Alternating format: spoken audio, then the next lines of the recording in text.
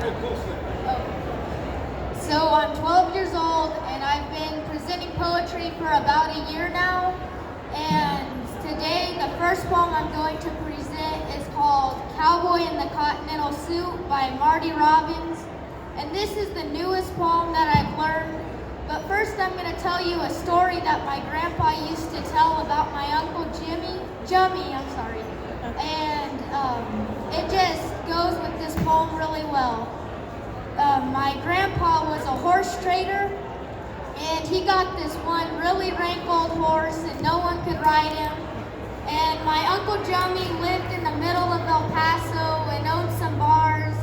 And so my grandpa brought this horse down to him in El Paso, and my Uncle Jummy pulled up in his big fancy car and his suit with his derby hat. And he just walked over and grabbed the reins from my grandpa and just stepped right up on him. And that horse blew up and bucked through some people's yards and tore fences down. But my Uncle Chubby rode him and he got off and took him back over to the trailer.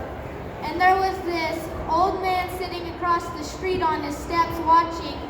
And he walked across and he told my Uncle Jummy, "Now when I saw that horse, I sure know what he was gonna do, but when I saw you, I didn't know what you were gonna do."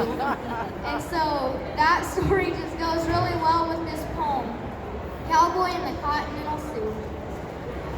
He walks out in the arena, all dressed up to the brim. He said he just came down from a place called Highland Rim. He said he came to ride the horse, the one they called the Brute. But he didn't look like a cowboy in his continental suit. We all snickered at the way he dressed, but he never said a word. He just walked right on by the rest of us as if he hadn't heard. $1,000 went to the man who could ride this wild cayuse, and a meaner horse was never born than the one they called the Brute. The horse he was looking for was in chute number 8.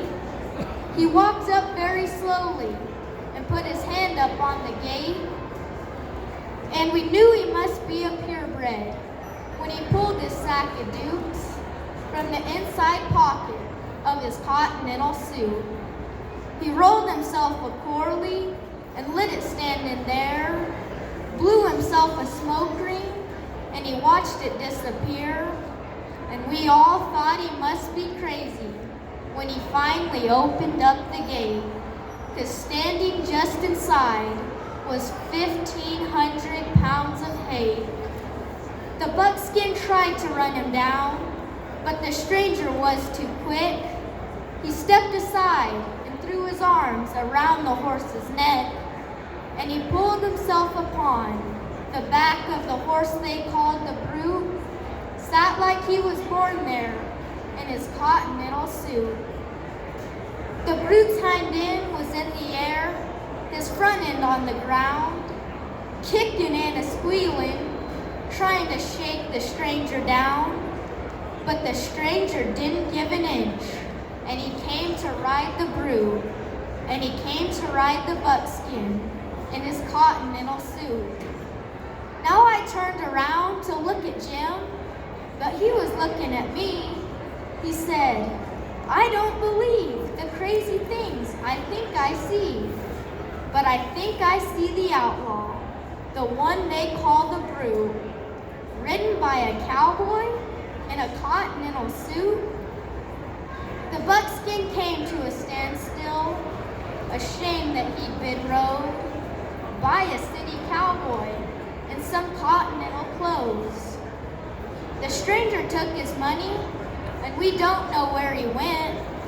We don't know where he came from, and we haven't seen him since. And so the moral of this story is never judged by what they wear. Under some ragged old clothes could be a millionaire. And now everybody listen, and don't be fooled by this galoot, a sure enough bronc buster in his continental suit.